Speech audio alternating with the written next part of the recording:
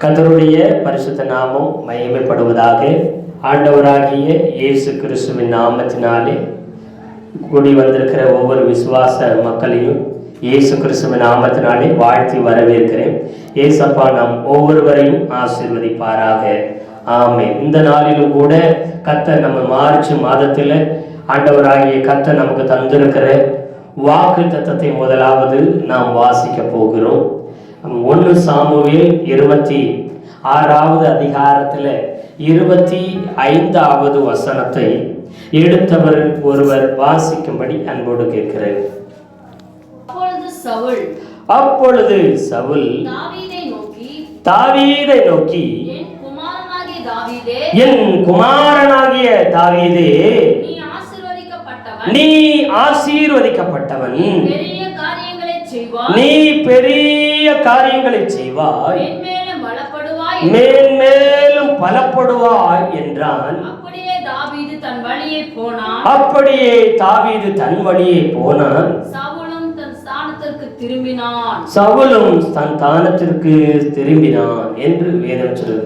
கர்த்தர் இந்த மார்ச் மாதத்துல ஆண்டவர் நம்மை பார்த்து சொல்லுகிற வார்த்தை, வாக்கு தத்துவம் என்னவென்று சொன்னா, நீ ஆசீர்வதிக்கப்பட்டவன், நீ பெரிய காரியங்களை செய்வாய், மேன்மேலும் பலப்படுவாய் என்று சொல்லி கர்த்தர் இந்த வருஷத்துல 2025 மார்ச் மாதத்துல நம்மை பார்த்து கர்த்தர் சொல்லுகிறார். ஆண்டவர் சொல்லுகிற வார்த்தை, நீ ஆசீர்வதிக்கப்பட்டவன், நீ பெரிய காரியங்களை செய்ய போகிறாய், மேலும் நீ பலப்படுவாய் என்று சொல்லி கர்த்தர் இந்த வாக்குத்தத்தத்தின் மூலம் நம்மை ஆசீர்வதிக்க அவர் போதுமானவராய் இருக்கிறார். எத்தனை பேர் ஆமென் சொல்றீங்க? கர்த்தர் கொடுத்த இந்த வாக்குத்தத்திற்காக நல்ல கரங்களை தட்டி கர்த்தரை ஸ்தோத்திரம் பண்ணலாமா? கரங்களை தட்டி கர்த்தரை ஸ்தோத்திரம். ஆண்டவரே, ஆண்டவரே, நீர் எங்களை பார்த்து எங்களுக்கு கொடுத்திருக்கிற வார்த்தைக்காக நன்றி. ஆசீர்வதிக்கப்பட்டவன் என்று நீர் சொல்லுகிற அந்த வார்த்தைக்காக நன்றி. அப்படியே ஆக கடவுள் ஆண்டவரே, பெரிய காரியங்களை செய்வாய் என்று சொன்னேன். நாம் இந்த நாளிலிருந்து பெரிய காரியங்களை எங்களை கொண்டு நீர் செய்ய போகிற அப்படின்னா நன்றி ஆண்டவரே. மேலும் எங்களை பலப்பட செய்ய போறதுக்காக, பெரிய காரியங்களை செய்ய போறதுக்காக, மகிமையான காரியங்களை செய்ய போறதுக்காக, பலமான காரியங்கள் செய்ய போறதுக்காக எங்கள் எல்லைகளை விசாலமாக்கி, எங்களை பலப்படுத்தி, எங்களை பெருக பண்ணி மேம்படுத்துகிறதுக்காக நன்றி அப்பா, நன்றி அப்பா, நன்றி அப்பா. சோத்திரம், சோத்திரம், சோத்திரம். அல்லேலூயா. கர்த்தருக்கு சோத்திரம்.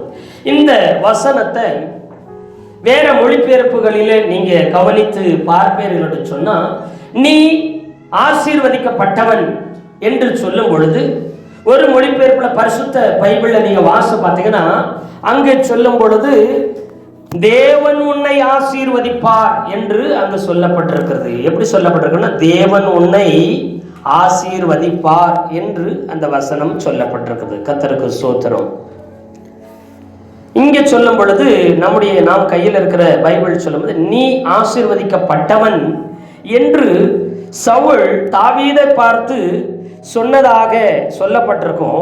ஆனா இங்க பரிசுத்த பைபிளை நீங்க வாசி பார்த்தீங்கன்னா, பின் சவுல் தாவீதிடம், தேவன் உன்னை ஆசீர்வதிப்பார், என் மகனே பெரிய காரியங்களை செய்வாய், வாழ்வில் பெரும் வெற்றியை பெறுவாய் என்று சொன்னான்னு இங்க சொல்லப்பட்டிருக்கிறது. அப்படின்னா இங்க தேவன் உன்னை ஆசீர்வதிப்பார், தேவன் உன்னை ஆசீர்வதிக்கிறதுனால நீ ஆசீர்வதிக்கப்பட்டவனாய் இருக்கிறாய் என்று இங்கு சொல்லுகிறார்.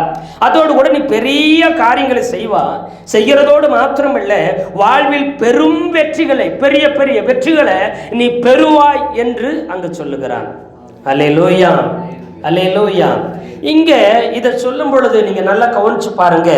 இன்னொரு சூத்திரம் மொழிபெயர்ப்புல சொல்லும்போது அது எப்படி சொல்லியிருக்குன்னு பார்த்தீங்கன்னா, அப்பொழுது சவுல் தாவீதை நோக்கி, என் மகன் தாவீதே, நீ ஆசி பெறுவாயாக, நீ பல காரியங்களை செய்வாய், அந்த பல காரியங்கள்ல நீ பல காரியங்களை செய்வாய் என்று சொல்லிட்டு, அவை அனைத்திலும் வெற்றி பெறுவாய், நீ பல காரியங்களை செய்வாய், அந்த செய்கிற இந்த பல காரியங்களிலேயும் நீ வெற்றி பெறுவாய் என்று வாழ்த்தினார் என்று இருக்கிறது.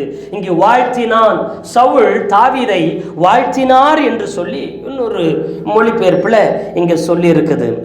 கர்த்தருக்கு ஸ்தோத்திரம். என்ன செய்யணும், இன்னொரு மொழிபெயர்ப்புல நீங்க வாசித்து பார்த்தீங்கன்னு சொன்னா, அங்கு சொல்லும்போது சவுல் தாவீதை நோக்கி, என் மகன் தாவீதே, நீ ஆசீர்வதிக்கப்பட்டவன், நீ நினைத்த காரியங்களை செய்து முடிப்பாய், ஆற்றல் படைத்தவன் ஆவாய் என்று சொன்னார். இங்கே என்ன சொல்லப்பட்டிருக்குன்னா, என் மகன் தாவீதே, சவுல் சொல்றாரு தாவீதை பார்த்து, என் மகன் தாவீதே, நீ ஆசீர்வதிக்கப்பட்டவன், நீ நினைச்ச காரியங்களை எல்லாம் செய்து முடிப்பாய், நீ நினைக்கிற காரியங்களை செய்து முடிப்பாய். அப்படி நினைச்ச காரியங்களை செய்து முடிக்கிறதுக்கு ஆற்றல் படைத்தவனாவாய், நீ ஆற்றல் உள்ளவனாய், வலிமை உள்ளவனாய், திறமை உள்ளவனாய், வல்லமை உள்ளவனாய் நீ இருப்பாய், நீ ஆவாய் என்று சொல்லி அங்கு சொல்லுகிறதாகவும் இன்னொரு மொழிபெயர்ப்பு சொல்லுகிறது. அல்லேலூயா. அப்போ மொத்தத்தில் சவுல் தாவீதை பார்த்து என்ன சொல்லியிருக்கிறார்னா, நீ ஆசி பெருக, நீ ஆசி பெறுவாயாகன்னு சொல்லி அங்க வாழ்த்துகிறார். நீ என்ன செய்வாய், நீ தேவன் உன்னை ஆசீர்வதிப்பார் என்று சொல்லி ஆசீர்வதிக்கிறார்.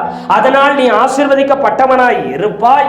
அதோடு கூட இல்லாம நீ நினைச்ச காரியங்களை செய்து முடிக்கிற ஆற்றல் உள்ளவனாகவும் இருப்ப. நீ செய்கிற எல்லா காரியங்களிலையும் நீ என்ன செய்வ, பெரும் வெற்றி பெறுவாய் என்று சொல்லி அங்கு ஆசீர்வதிக்கிறான், அங்கு வாழ்த்துகிறான். எத்தனை பேர் ஆமென் சொல்றீங்க? ஆண்டவர் நம்மளை பார்த்து வாழ்த்துகிறார். இந்த நாளிலிருந்து, இந்த மாதத்திலிருந்து கற்றுச் சொல்கிறார், நீ ஆசீர்வதிக்கப்பட்ட, நான் உன்னை ஆசீர்வதிக்கிறேன், நீ ஆசீர்வதிக்கப்பட்டவனாய் இருப்பாய். நான் உன்னை ஆசீர்வதித்த நிமித்தம் நீ ஆசீர்வதிக்கப்பட்டவனாய் இருக்கிறது மாத்திரமல்ல, நீ நினைத்த காரியங்களை நான் உன் சிந்தையில வைக்கிற என் தரிசனம், என் அழைப்பு, என் அபிஷேகம், உன் வாழ்க்கையில நான் வச்சிருக்கிற திட்டம், எல்லா காரியங்களையும், நீ நினைத்த காரியங்களை, நீ பல காரியங்களை செய்வ. அது செய்கிறதோடு மாத்திரமல்ல, அதில் நீ வெற்றி பெறுவாய், வெற்றியுள்ள வாழ்க்கை வாழ்வாய், ஒரு ஜெயமுள்ள வாழ்க்கை வாழ்ந்திருப்பாய், ஒரு ஜெயமுள்ள வாழ்வாய், ஒரு வெற்றியுள்ள வாழ்வாய்,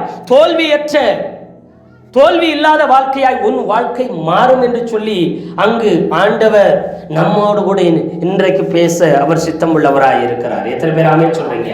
அங்கு தாவீதுக்கு சவுல் மூலமாய் பேசின கர்த்தர் இது தீர்க்க தரிசனமான வார்த்தையாக நடக்கிறதையும் நடக்க போகிறதையும் சொல்லுகிறார்.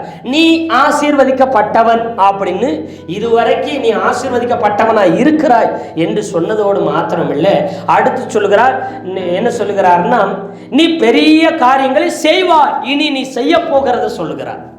இதுவரை நீ எப்படி இருக்கிற அப்படிங்கறத நீ ஆசீர்வதிக்கப்பட்டவனு சவுல் சொல்லுகிறார். அப்புறம் நீ எப்படி இருப்பனா, பெரிய காரியங்களை நீ செய்வ, இனி நீ செய்வ.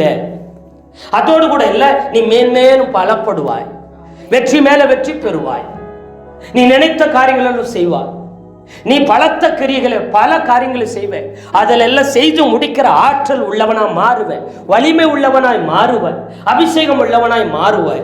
இதற்கு எல்லாத்துக்கும் காரணம் என்ன? நீ ஆசீர்வதிக்கப்பட்டவன். அல்லேலூயா.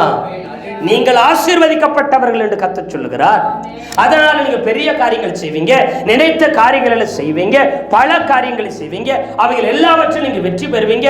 அந்த எல்லா காரியங்களையும் வெற்றியாய் ஜெயமாய் செய்து முடிக்கிற ஆற்றல் வல்லமை உங்களுக்குள்ள கர்த்தர் வைப்பார்.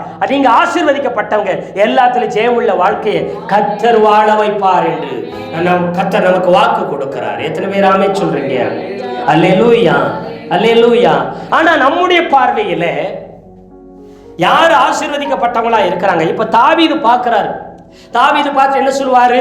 நான் வனாந்திரத்துல ஓடி ஓடி அலையிறேன், கெபிகளுக்குள்ள அலையிறேன், மலைகளுக்குள்ள குன்றுகளுக்குள்ளேயும் பள்ளத்தாக்குகளில் ஓடி ஒளியிறேன், நிலையற்ற வாழ்க்கை வாழ்ந்து அலைஞ்சு திரிஞ்சுக்கிட்டு இருக்கிறேன், ஒரு நிலையான ஸ்தானம் இல்லை.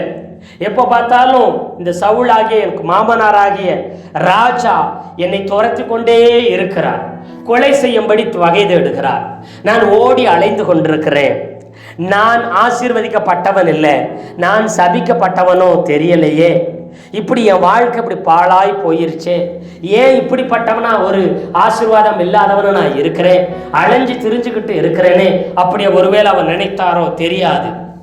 ஆனாலும் ஒண்ணு, ஆனா அலைஞ்சு திரிகிறேன் ஆண்டவரே, நான் ஏன் வெக்கத்தோடே அலையணும், துக்கத்தோடே ஏன் திரியணும், ஏன் இப்படி ஓடி அலைஞ்சு திரியணும்? வேதனை கஷ்டங்கள் தாவீதுக்குள்ள நிறைந்திருக்கலாம். அல்லேலூயா. என் கண்ணீரை துரித்தில் அல்லவோ வைத்திருக்கிறீர், என் அலைச்சல்களை எண்ணினீர் என்று சொல்லி. அப்போ என்னுடைய அலைச்சல்கள் எல்லாம் நீங்க பார்த்துருக்கிறீங்க, என் துன்பங்களை என்ன செஞ்சிருக்கிறீங்க, நீங்க துரித்தி என்ன அறிஞ்சு என் கண்ணீரை துரித்தில பிடிச்சு வச்சிருக்கீங்க. தலைமயிரை விட அதிகமாய், தலைமுடியை விட அதிகமாய் எனக்கு சத்துருக்கள் எவ்வளவாய் பெருகி இருக்கிறார்கள் என்று சொல்லி அவன் புலம்புகிறான், அவன் கலங்குகிறான். அவன் நான் ஆசீர்வதிக்கப்பட்டவன் அல்ல, நான் ஒருவேளை சபிக்கப்பட்டவனா, நான் பிரயோஜனம் இல்லாதவனா, ஏன் என் வாழ்க்கை இவ்வளவு துன்பத்திலேயே நிறைஞ்சிருக்குது, துன்பப்பட்டவனா இருக்கிறேன் என்று சொல்லி ஒருவேளை அவன் நினைத்து கொண்டு அலைந்து தெரிந்து கொண்டு இருக்கலாம். ஆனா கர்த்தர் சொல்கிறார், நீதான் ஆசீர்வதிக்கப்பட்டவன். தாவீது நினைக்கிறார் சவுல் தான் ஆசீர்வதிக்கப்பட்டவன். ஏனென்று சொன்னா அவன் அரண்மனையில் இருக்கிறான், அவன் ராஜாவாக இருக்கிறான். இஸ்ரவேல் நாடும் இஸ்ரவேல் ஜனங்களும் இஸ்ரவேல் அதிகாரமும் எல்லாமே அவன் கையில் இருக்குது. பணம் இருக்குது, பொருள் இருக்குது, சொத்து இருக்குது, ஆசை இருக்குது. அவன் சொன்னா உடனே செய்யறதுக்கு ஆட்கள் இருக்கிறாங்க, எல்லாமே இருக்குது. தாவீது ஒரு இடத்துல நிலையா இல்லை. ஒரு நிலையான வீடு, ஒரு நிலையான உறவு, ஒரு நிலையான ஊரு, ஒரு நிலையான இடம் எதுவும் இல்லை. அலைஞ்சு கொண்டே தெரிகிறான். அதிகமா மனுஷங்க கண்ணில் படாம காடுகளிலும் மலைகளிலும் குன்றுகளிலும் ஆமை சுத்துறான். அப்படித்தான் வனாந்திரத்துக்குள்ள ஓடி ஓடி அலைஞ்சிட்டு திரிகிறான். அவன் பார்க்கறான் சவுல் ராஜா தான் அரண்மனையில நல்லா இருக்கிற ராஜ வஸ்திரம், ராஜ அலங்காரம், ராஜ சாப்பாடு, ராஜ விருந்து, ராஜ வாழ்க்கை, ராஜ போகம் எல்லாமே அவனுக்கு இருக்குது. அவன் தான் ஆசீர்வதிக்கப்பட்டவன் நினைத்து கொண்டு புலம்பிக் கொண்டிருக்கிறான். புலம்பிக் கொண்டிருந்திருக்கலாம், வருத்தத்தோடு இருந்திருக்கலாம். நிறைய நேரத்தில் நாம் அப்படித்தான், என்கிட்ட பணம் இல்லை, என்கிட்ட பொருளாதாரம் இல்லை, என்கிட்ட அதிகாரம் இல்லை, என்கிட்ட உயர்வு இல்லை, எனக்கு சம்பத்து இல்லை, எனக்கு ஆசீர்வாதம் இல்லை, நான் அழிந்து துரிந்து கொண்டிருக்கிறேன், நிலையான வாழ்க்கையில நிலையான எதுவுமே எனக்கு இல்லை, நிலையான உறவுகள் கூட எனக்கு இல்லை, நான் ஆசீர்வதிக்கப்பட்டவன் இல்லை, நான் அவஸ்தையோடு வாழ்ந்து கொண்டிருக்கிறேன். ஒருவேளை துன்பமான வாழ்க்கை என் வாழ்க்கையா இருக்கிறது, எனக்கு இப்படிப்பட்ட வாழ்க்கை இருக்க வேண்டாமே அப்படி நினைச்சு நொறுங்கி உடைஞ்சு வேதனையோட நம்முடைய வாழ்க்கையை ஒருவேளை துக்கத்தோட கழித்து கொண்டிருப்பீங்கன்னா கர்த்தர் சொல்லுகிறார், ஓம் பார்வையில நீ சாதாரணமானவனா தெரியலாம், ஓம் பார்வையில நீ ஒன்றுமில்லாதவனா தெரியலாம். ஆனா கர்த்தர் சொல்லுகிறார், நீ ஆசீர்வதிக்கப்பட்டவன், நீதான் ஆசீர்வதிக்கப்பட்டவன். ஏன் என்று சொன்னா, ஒரு காலத்துல சவுல் கர்த்தரோடு கூட இருந்தான். அப்பொழுது அவனுக்கு இந்த ராஜாங்கம், அரியணை, கிரீடம், ஆசீர்வாதம், சொத்து, இந்த நாடு, தேசம், ஜனங்கள் எல்லாமே அவனுடைய கையில கர்த்தர் கொடுத்திருந்தார். எத்தனை பேர் ஆமென் சொல்றீங்க? அல்லேலூயா. அதெல்லாம் பெற்றுக்கொண்ட பொழுது மேட்டிமை உள்ளவன் ஆயிட்டான். இப்ப சிங்காசனத்தை நான் காப்பாற்றணும், கிரீடம் என்னை விட்டு போகக்கூடாது, ஏன் சந்ததி விட்டு ராஜாங்கம் போகக்கூடாது, அரியணை போகக்கூடாதுன்னு இப்ப என்ன சொன்ன சுயத்துல ஓட ஆரம்பிச்சான். கர்த்தர் அவனிடத்துல இல்லாமல் போயிட்டார். கர்த்தர் கொடுத்த ஆசீர்வாதம் மட்டும்தான் அவன்கிட்ட இருந்துச்சு, ஆனா கர்த்தர் அவனிடத்துல இல்லாம போயிட்டார். அல்லேலூயா. ஆனா தாவீது இடத்துல ராஜாங்கம் இன்னும் வரல, சிங்காசனம் இன்னும் வரல, கிரீடமும் அவனுக்கு வரல, ஜனங்களும் தேசமும் ஆளுகை இன்னும் வரல. அவன் நினைக்கிறான் நான் ஒன்றுமில்லாமல் இருக்கிறேன் என்று சொல்லி. ஆனா கர்த்தர் அவனோடு கூட இருந்தார். எல்லாமே இருக்கிறதுனால ஆண்டவர் உங்க கூட இருக்கிறாங்கன்னு நிறைய பேர் தப்பா நினைச்சிட்டு இருக்கிறாங்க. கூட்ட ஜனங்க நிறைய இருக்குதுங்க, அதனால கர்த்தர் என் கூட இருக்கிறாரு. பணம் என்கிட்ட இருக்கு, சொத்து இருக்குது, வீடு இருக்குது, காடு இருக்குது, தோட்டம் இருக்குது, ஆசை இருக்குது, ஐஸ்வர்யம் இருக்கு, பேர் புகழ் இருக்கு, பெரிய ஸ்தானம் இருக்குது, அதிகாரம் இருக்குது, எல்லாம் இருக்குது. அதனால ஆண்டவர் என்னோடு கூட இருக்கிறார், கர்த்தர் என்னோடு கூட இருக்கிறார், கர்த்தர் என்னோடு கூட இருக்கிறார் என்று நினைத்துக் கொண்டிருக்கிறார்கள்.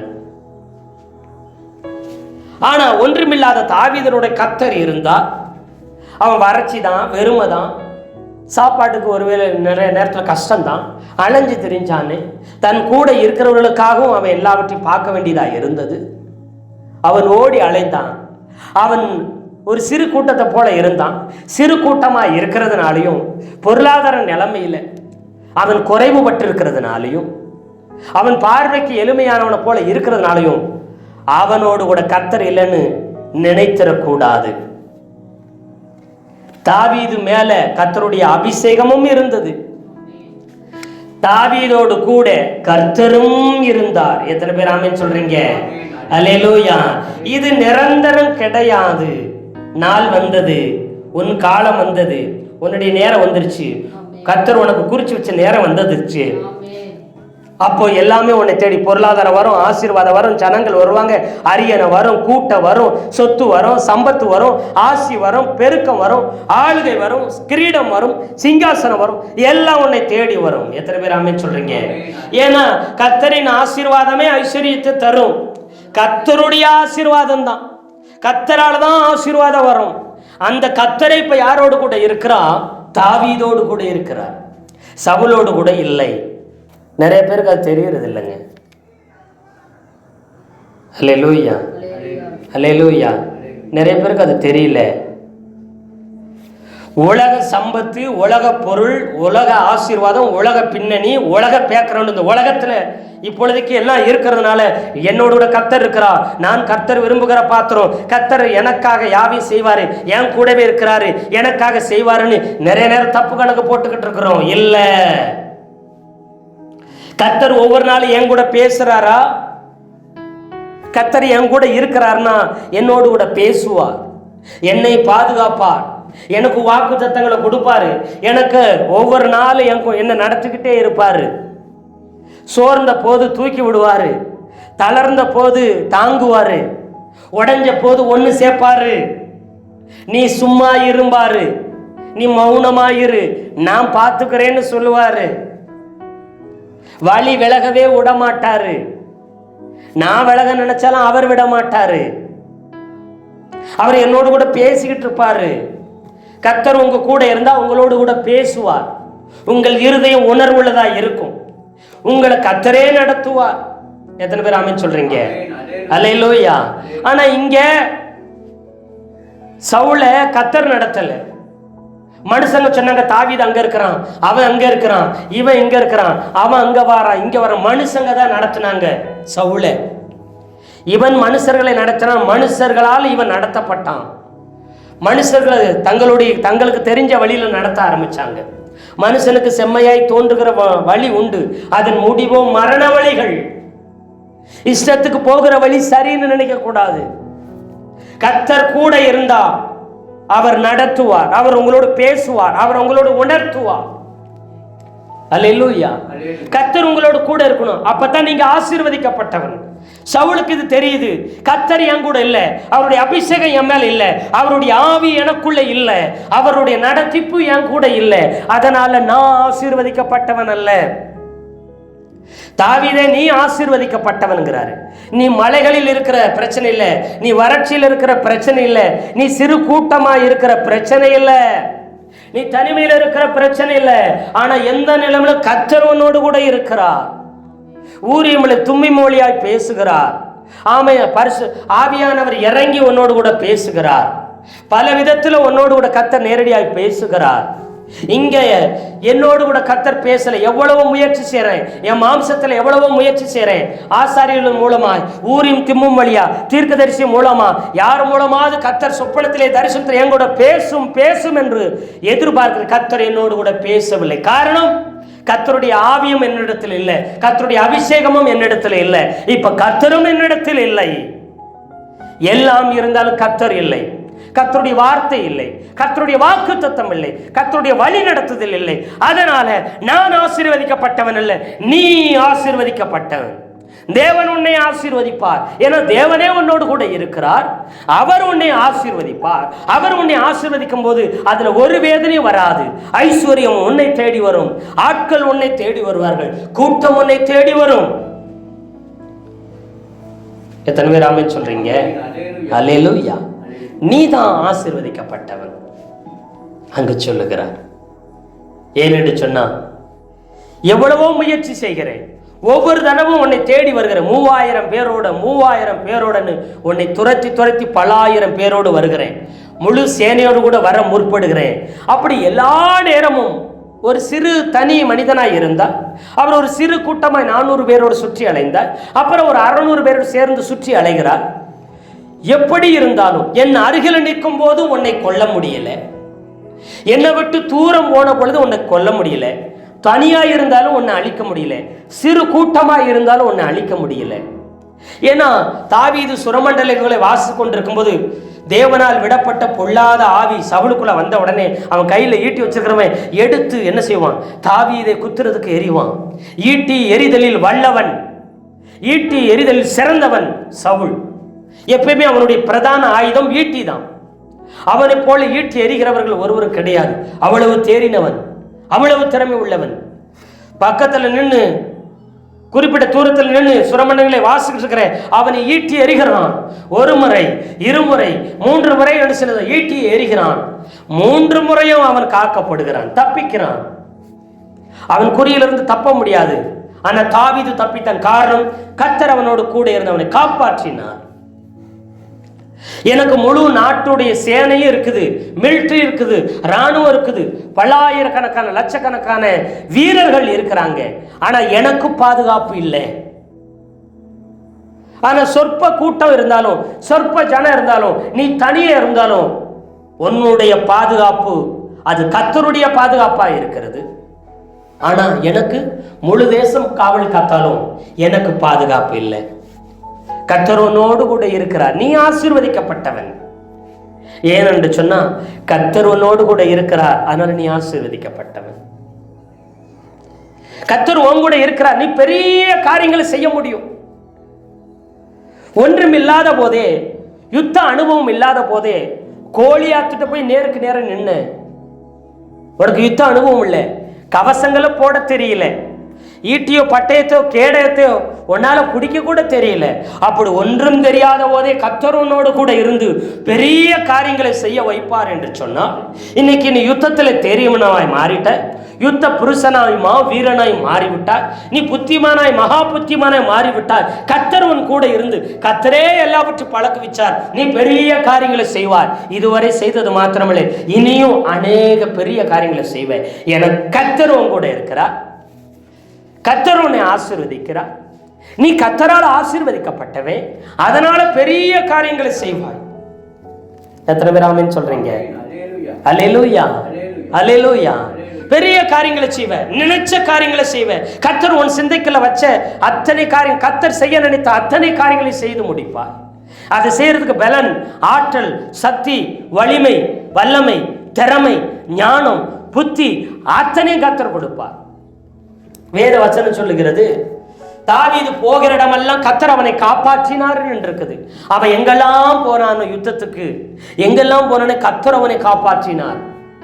ஆனா சவுலுக்கு காப்பாற்றுகிறதுக்கு யாரும் இல்லை. மனுஷ துணையை நம்பி ஓடினான், மனுஷர்களை நம்பி ஓடினான், தன்னுடைய அனுபவத்தின் திறமையை நம்பி ஓடுறான், மனிதர்களை பேச்சை கேட்டு ஓடுறான். அவனுக்கு பாதுகாப்பு இல்லை, அவனுக்கு எந்தவித பாதுகாப்பும் இல்லை. முழு இராணுவத்தோடு போனான். ஆனாலும் கூட எந்த இராணுவம் அவன் காப்பாற்ற முடியல. அவனுடைய சொந்த பிள்ளைங்க 3 பேர் செத்து போனார்கள். அதை பார்க்கிறான். இவன் தன்னை காப்பாற்ற வில் எறிகிற வீரர்கள் அதிகமாக வில்லை எய்து அவனை மிகவும் காயப்படுத்துறாங்க. அதனால பார்க்கிறான், இனி என்னால் தப்பிக்க முடியாது, புறஜாதி பெலிஸ்தர் கையால நான் சாகிறத விட நானே சாகரும். பட்டயத்தை ஊண்டி ஆயுததாரியை வெட்ட சொல்றான். அவன் வெட்டாதனால பட்டயத்தை ஊண்டி அதில் விழுந்து செத்து போகிறான். அவனுடைய ஆயுததாரியும் அதே போல தன்னைத்தானே கொன்று அழிந்து போகிறான். ஆனா ஒரு தேசமே, ஒரு தேசத்தில் உள்ள இராணுவமே தேடி தாவீதை கொலை செய்ய முடியல. ஒரு தேசத்தில் உள்ள இராணுவமே சேர்ந்து ஒரு ராஜாவை ஒருவனை காப்பாற்ற முடியவில்லை. எத்தனை பேர் ஆமென் சொல்றீங்க? மனுஷனை நம்புவதை பார்க்கலாம், கர்த்தர் பேரில் பற்றுதலாய் இருப்பது நலம். மனுஷனை நம்பிக்கொண்டிருக்கிறோமா, அது நல்லது கிடையாது. யாருடைய ஆலோசனை, யாருடைய வார்த்தை, யாருடைய புத்திமதி நம்பி இருக்கிறோம்? யார் உங்கள் பட்சத்தில் இருக்கிறாங்க? கர்த்தரா மனிதனா? கர்த்தர் உங்களோடு பேசுறாரா? கர்த்தர் உங்களுக்கு ஆலோசனை தருகிறாரா? அவருடைய ஆவி உங்களை நடத்துதை இதை செய்யாதன்னு சொல்லி நடத்துகிறதா? தேவனுடைய சமூகம் உங்களை விட்டு விலகாம இருக்குதா? மோசே சொல்லும் போது சொன்னாரு, உங்களுடைய சமூகம் எங்களோடு வராது இருந்தா இங்க இருந்து நான் போக மாட்டேன் என்று சொன்னாரு. அப்படின்னு சொன்ன, எப்படி இந்த இடத்த விட்டு நான் நகல மாட்டேன், நீங்க போனா நான் போறேன், நீங்க இருந்தா நான் இருப்பேன். அல்லேலூயா சொல்லுங்களேன். அதே போலதான் யாக்கோபு சொல்லுகிறார், நான் எகிப்துக்கு போவது எப்படி? இல்ல, பயப்படாம போ, எகிப்துக்கு நான் உன்னோடு கூட வருவேன் என்று சொன்னாரே. ஆண்டவர் வந்தா தான் போவேன், இல்ல நான் எங்கேயும் போக மாட்டேன். எத்தனை பேர் ஆமென் சொல்றீங்க? இந்த பாலைவனத்திலே கடந்தாலும் போக மாட்டேன்னு மோசே சொன்னாரு. நீங்க உங்க சமூகம் வரலன்னா, யாக்கோபு சொல்றாரு, நான் பெத்த பையன், நான் உயிரா நேசிக்கிறவனே எகிப்தில இருந்தாலும் நீங்க வராம நான் போக மாட்டேன்னு சொன்னாரு. அல்லேலூயா. இன்னைக்கு யாரை கேட்டு போகிறோம், யாரை கேட்டு நடக்கிறோம், யாரை கேட்டு செய்கிறோம்? கர்த்தர் சொன்னாரா? சவுல் தன் இருதயத்தை கடினப்படுத்திக் கொண்டான். கடினப்படுத்தின முடிவு கர்த்தர் அவனை விட்டு விலகி விட்டார்.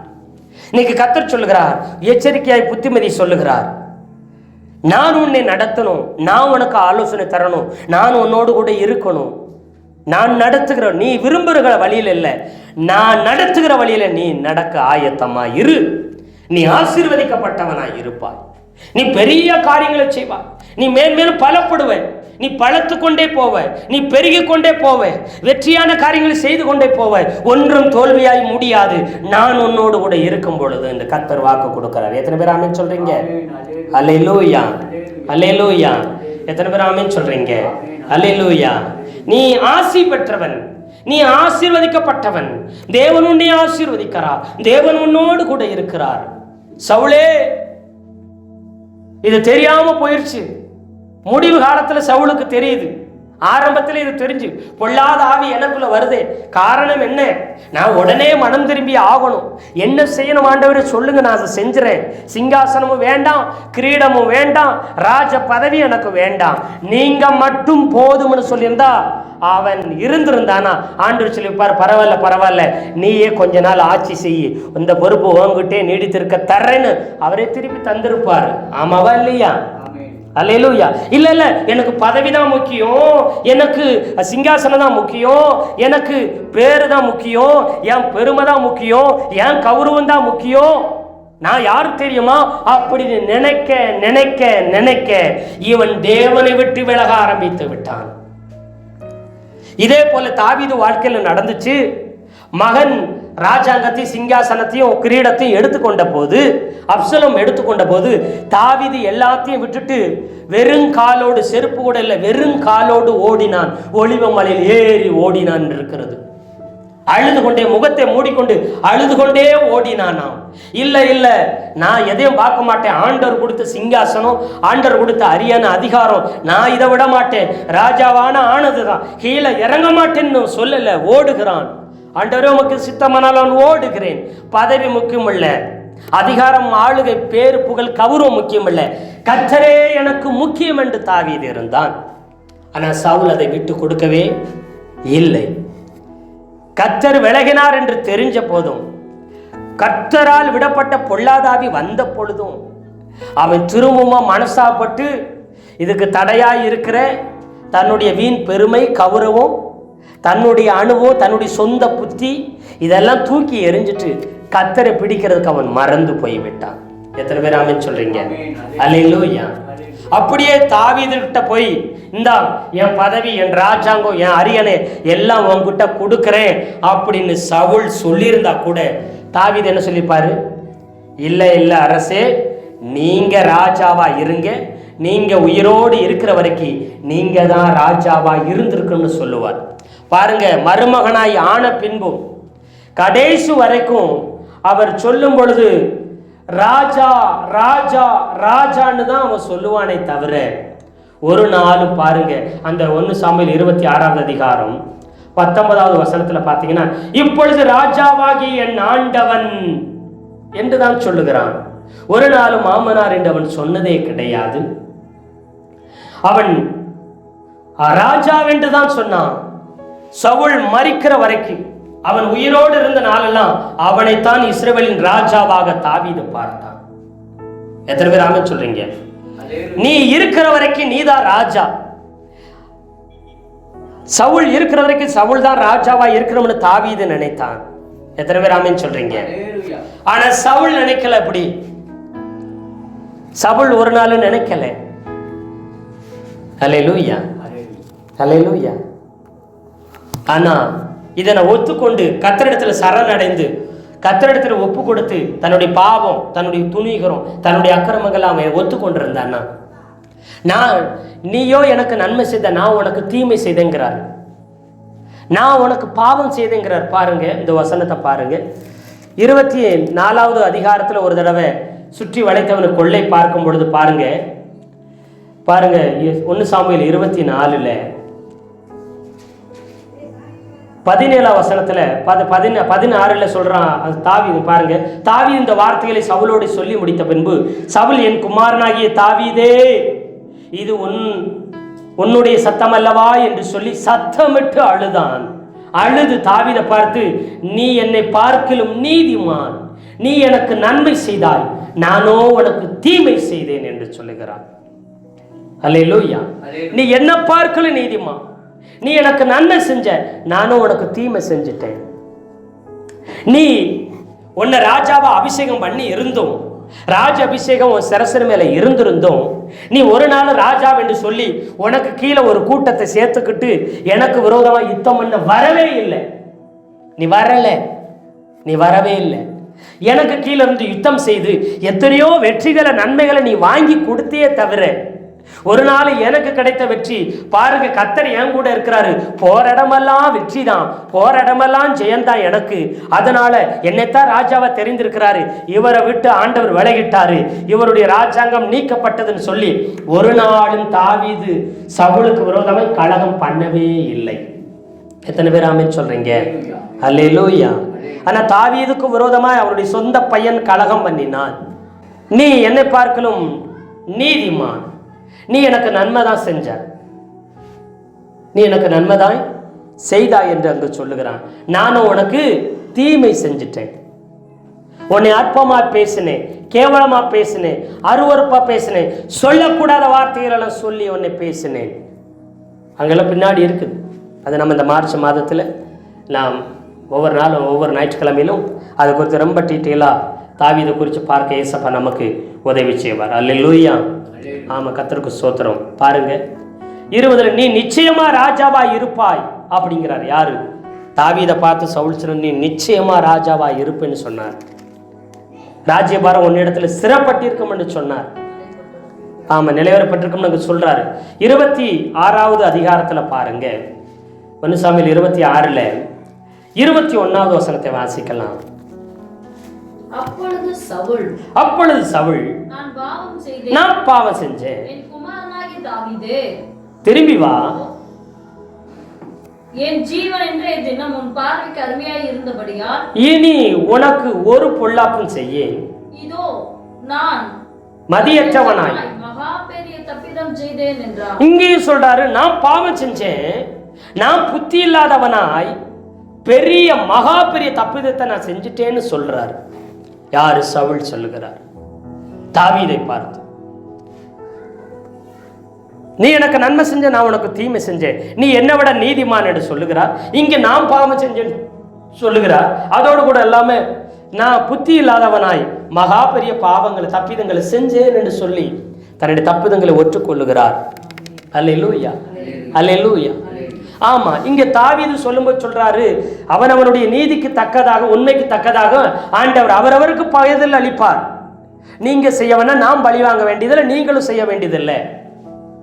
கர்த்தர் அவனவனுக்கு நான் செஞ்ச நீதிக்கு தக்க எனக்கு நீதி தரட்டும், நான் இருந்த உண்மை தக்கன்னு எனக்கு உண்மை செய்யட்டும், நீங்க இருந்த நீதிக்கு தக்க உங்களுக்கு ஆண்டவர் நீதி செய்யட்டும், நீங்க இருந்த உண்மை நிமித்தம் உண்மையை ஆண்டவர் பதில் தருவாரு, நீங்க எப்படி இருந்தீங்களோ அதற்குரியதை தருவார், அவர் பதில் தருவார், அவர் பலன் அளிப்பார் என்று சொல்லி தாவீது சொல்றான். இன்னைக்கும்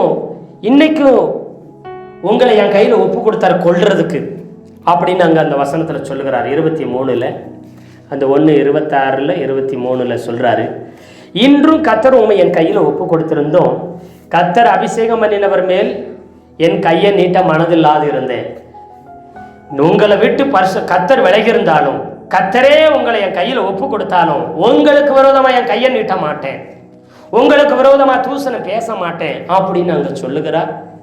அதோடு கூட இல்ல, உங்க ஜீவன் எப்படி என் பார்வையில் அருமையா இருந்துச்சோ அதே மாதிரி ஏன் உயிர் ஆண்டவர் பார்வையில் அருமையா இருக்கும் என்று சொன்னார். எத்தனை பேர் ஆமென் சொன்னீங்க? அல்லேலூயா. இதெல்லாம் பார்க்கிறாரு. ராஜாவா இருக்கிறேன், எல்லாம் என்னிடத்தில் இருக்கிறது, கர்த்தர் என்கிட்ட இல்லை, கர்த்தர் என் கையில ஒன்ன ஒப்பு கொடுக்கல, ஆனா உன் கையில ஒரு ராஜா, ஒரு தேசத்தை ஆளுகிறவன், எல்லாம் உடையவன என்னைய உன் கையில ஒப்பு கொடுத்தோம், நீ என்னை விட்ட, எனக்கு ஒரு தீங்கும் செய்யவில்லை. அல்லேலூயா, அல்லேலூயா. ஏன் உயிரை நீ அருமையா பார்த்த?